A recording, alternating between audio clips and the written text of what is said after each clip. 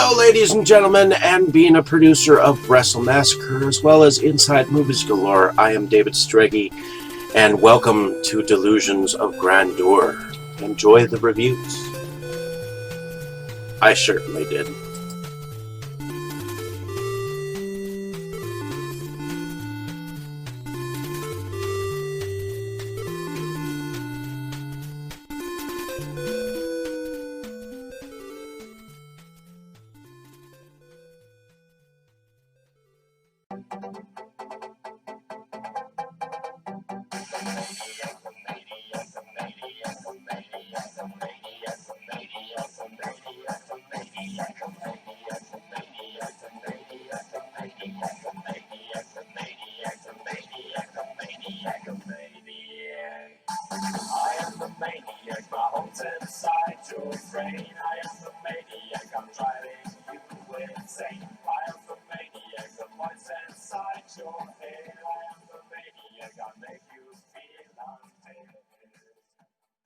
Okay, Dave, that's it. Screw you and your college flunkies. I've had enough of this from you and from everyone else. I know what you guys are trying to do. Break me down, drive me out of the force. Well, it's going to take a hell of a lot more than a lame prank like this to get Curtis Mooney to throw in his badge, so fuck you! Over. Did you miss me?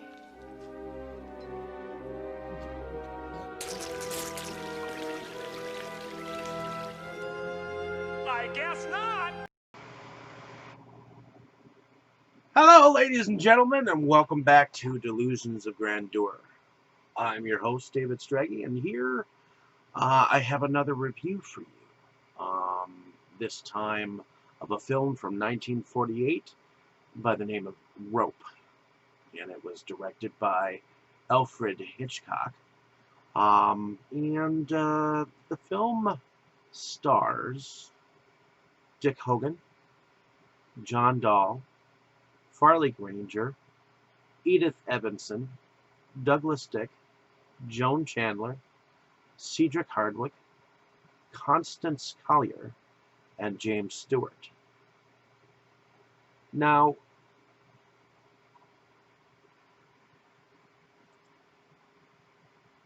it is a film of foreplay, sort of.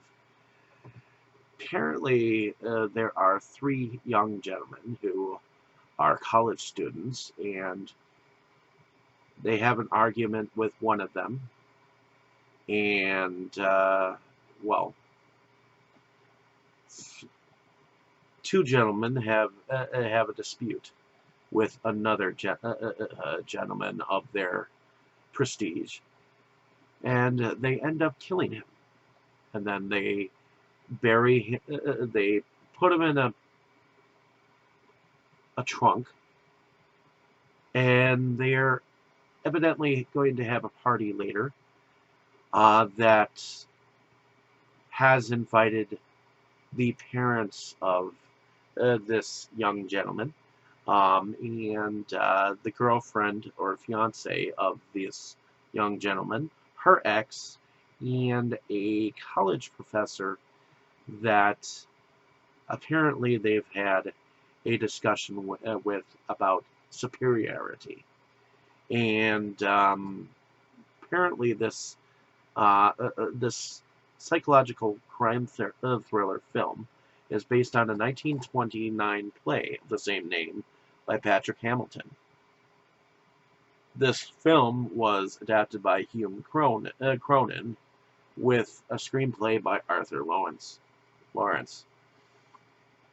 Apparently, this was the original play was said to have been inspired by the murder of a 14-year-old boy by the name of Bobby Franks in 1924 by the University of Chicago students Nathan Leopold and Richard Loeb.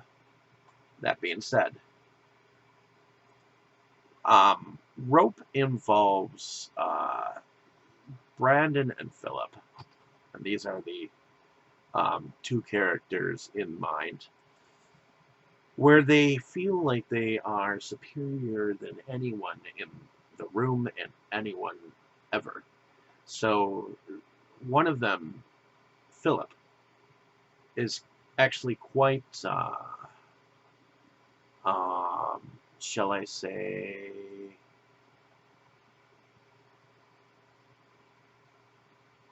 actually, um, it's not Philip, because Philip actually starts to have doubts. He starts to get edgy, and he starts to slip. But apparently, they had a very good conversation with their college professor, Rupert Cadell, which they had also invited to the party. And I find it interesting that they're all eating from this buffet that is on top of the box or trunk that holds the dead body. And they also have a collection of rare books for the father of the um, character that they have aforementioned murdered, whose name is David, by the way. uh, so um, they get into an interesting discussion at the party as well on the subject of murder and whether it's right or wrong to go out and murder people just for the sake of murdering, even if it's just to enact some justice. And this idea Paul's David's father, and apparently the mother has stayed home because she is sick, but she starts to worry about David not being home, and he leaves. But apparently the whole situation makes, especially after Rupert Cadell is handed David's hat and not his hat before he leaves. So he makes makes it a problem of his to stay behind and have a couple of drinks with the boys. And he is bound and determined to figure out what has happened to this young gentleman because of the things that the young Brandon has vehemently spoken about, and the offstandish way that Philip is just getting drunker and drunker by the moment. And I guess there was something about this film at the time about the suggested homosexuality between the two, but apparently the actor John Dahl at the time was rumored to have been gay. So, but at the time, I don't think openly gayness was respected. So, at the time, it was very controversial. This whole murder was controversial. The fact that anyone could be any better better than the other, just for the sheer act of murdering, the sheer willpower of murdering in cold blood, and the fact that it seemed to give Brandon some kind of power, and he wasn't going to let Philip, you know, uh, open his mouth for anything. He kind of did, and it kind of tripped him up in the end. And Rupert, James Stewart, he is a phenomenal actor. I mean, he, even though he is a very slow talker, you can tell instantly when he's on screen, and he holds himself at a superior level in a sense. And the fact that he does an about face with his own thoughts and feelings, when you realize that his own thoughts and feelings were pretty much just shouted right back at him. it is in that moment that he realized that he was wrong for even thinking it, even thinking that he could become a god among men. If so, I mean, these boys did that next step that he never thought of doing. I mean, he was always, I guess, his character was always reminiscing about what could or couldn't happen, and the fact that it may have instilled and inspired the boys to commit what they did. Um, it ultimately was their downfall as well. At least you hope, at least in this particular tale. And there is um, a comedy uh, to the thought that I mean, these boys thought that they could get away with it, and it just takes that one person to put the pieces together and be that citizen's arrest kind of a person to recognize when humanity should be the savior. And I think that's kind of what this whole film is about. That, you know, some ideas were allowed to take flight within these young men's minds. And they thought that they were superior, they were better than us, that they really could get away with murder. And to them, it was like a sort of a power that was unleashed. And for a fleeting moment, we see what it could be like if they were almost or had almost gotten away with it. And it's almost like two evils. The you cannot. It's hard to describe.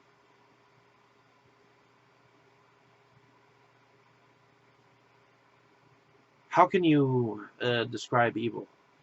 How can you describe uh,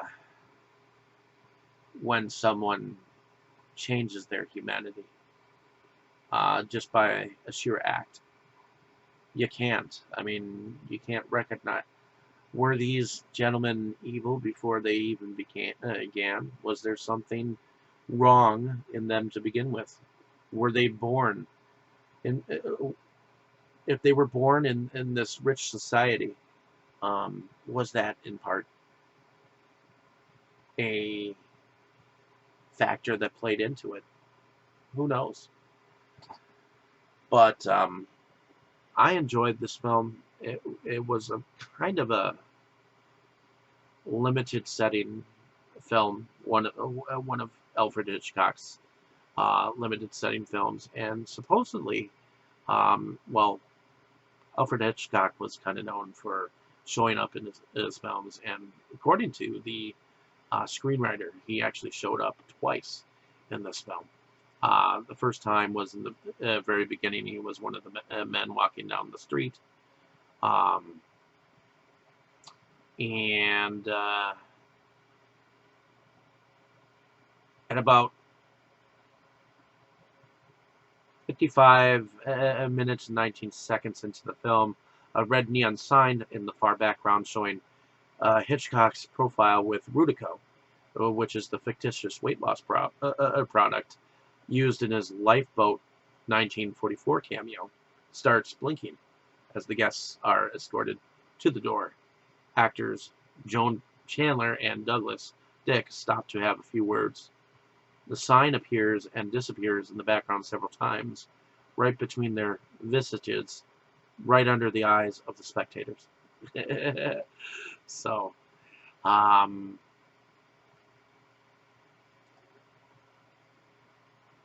really enjoyed this film because for some reason it just shows you a look into the life of